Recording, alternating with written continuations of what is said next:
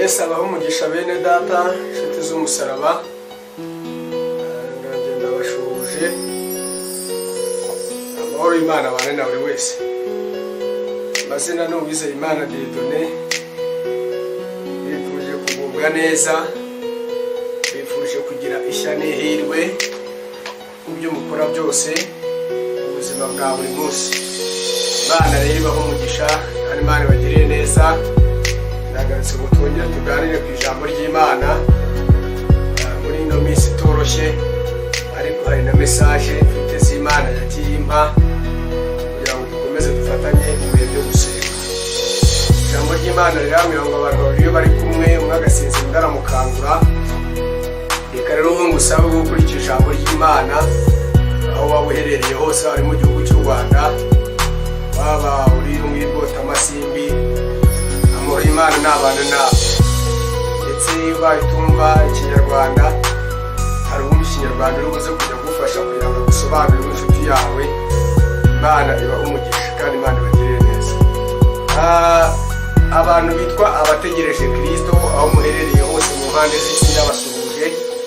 Amahoro y'Imana n'abana namwe kandi Imana ikomeze kubishimira. Ni Uwizeyimana Dieudonné, bamwe tumaze kumenyerana Isaha 9 TV, babwiriza ubutumwa bwiza nk'uko Yesu Kristo yabushyize muri jyewe, babwiriza ijambo ry'Imana nk'uko Imana iba yarishyize kuri jyewe mu mutima wanjye. Izina ry'Imana yacu rihabwa icyubahiro. Reka rero niba warakoze subscribe, nawe aho wakuye ayo mafaranga ugakora subscribe, reka Imana asubize ikubye inshuro nyinshi ntari buze kubasha kubara, kugira ngo uzabashe gushima izina ry'Imana kubw'icyo wakoze. Imana iguhe umugisha. Nawe utarayikora ukunda ijambo ry'Imana, wumva twajya tubana ijambo ry'Imana mu ivugabutumwa, nawe kora subscribe. Imana iguhe umugisha. Kandi wumva ntacyo bikumariye kuyikora nanone, ntabwo ari ngombwa cyane, ariko ndabizi neza ko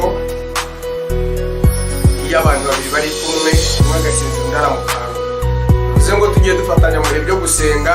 Hari igihe hajya haba urugamba rwari rwahagurutse, ariko Imana yaba yamanuye umwuka kuri twebwe kubera ko buri tubana umunsi ku wundi. Imana nawe ikakugeraho ikagukorera igitangaza.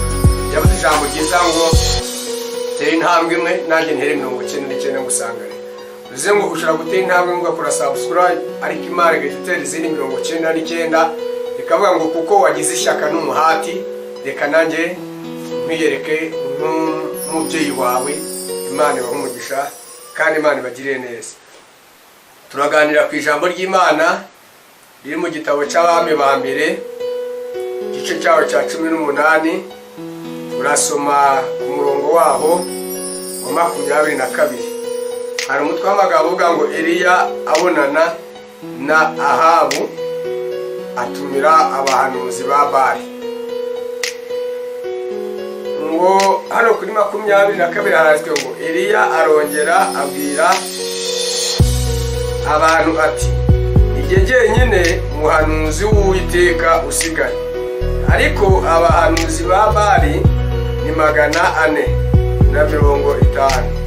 Nuko nibaduhe imfizi ebyiri, bahitemo iyabo, bahitemaguremo ibice, babigereke hejuru y'inkwi, ariko be gucanamo. Nanjye ndatunganya iya kabiri, nyigereke hejuru y'inkwi, ne gucanamo.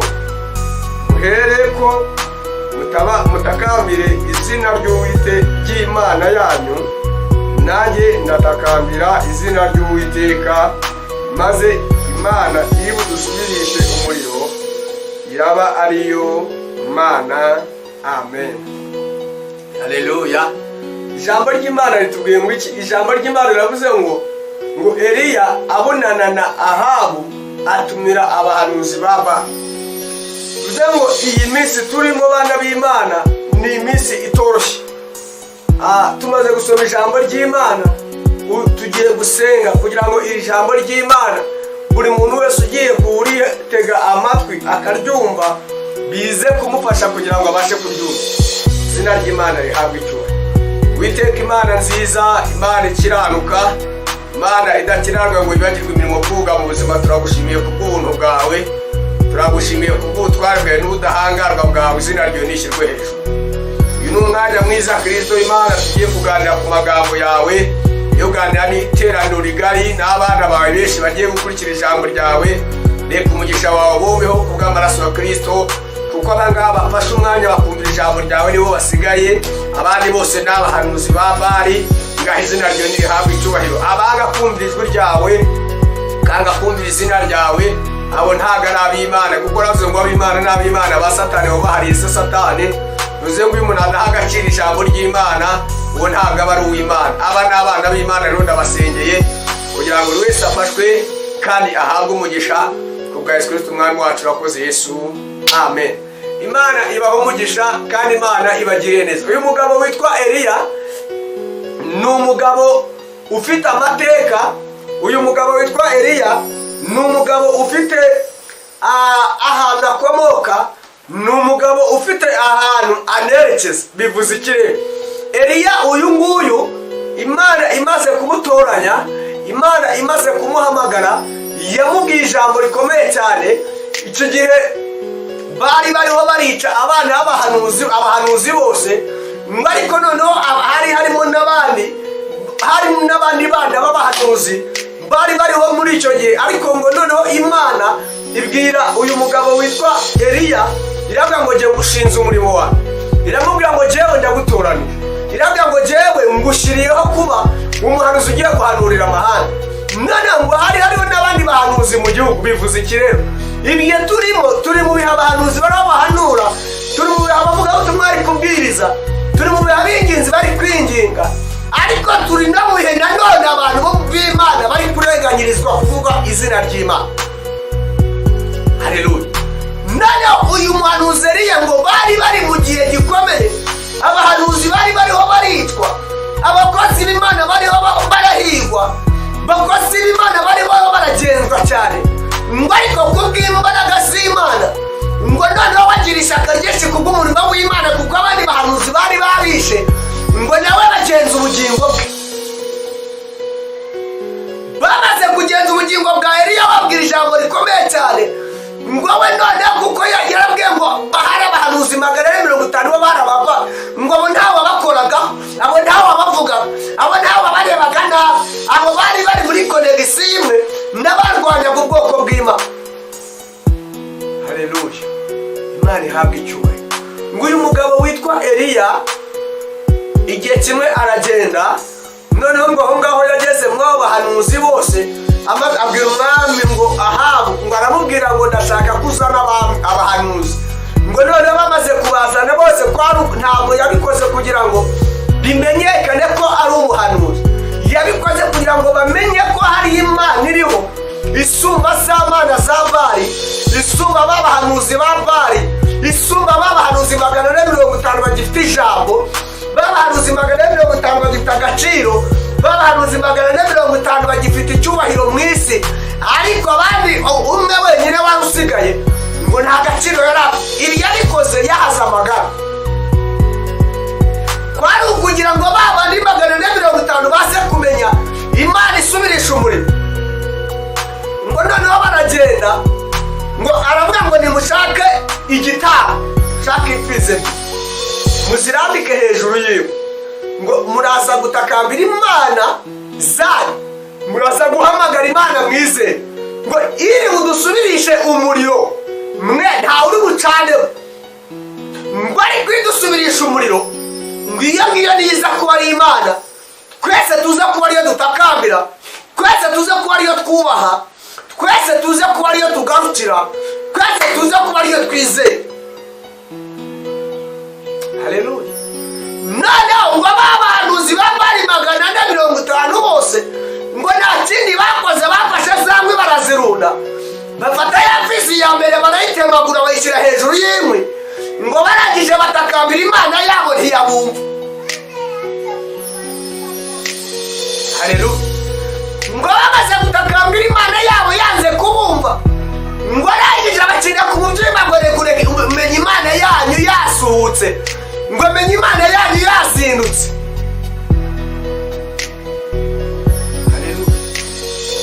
None uyu mugabo Eliya ngo we aza kugeramo hagati, none abonye bibayobeye arababwira ngo noneho reka nanjye ku gitambo cya nimugoroba ngo reka nanjye mpamagara imana yanjye. Haleluya. Ngo afata igitambo, ngo araje arabwira ngo mutaza kugira ngo wenda hari izindi mbaraga nakoresheje, ngo nimufate amazi.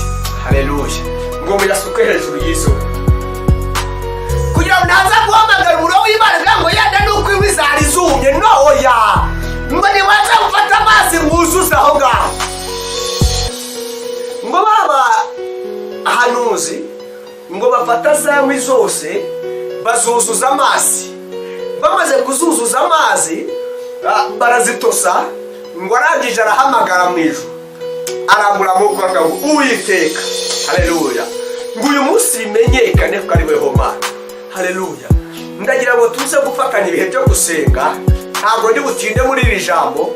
Icyo Imana yambwiye ni ukugira ngo tuze guhamagara ibihe byo gusenga, dufatanye ibihe byo gusenga, kuko hari ibintu Imana yamishuriye. Haleluya. Byinshi. Haleluya.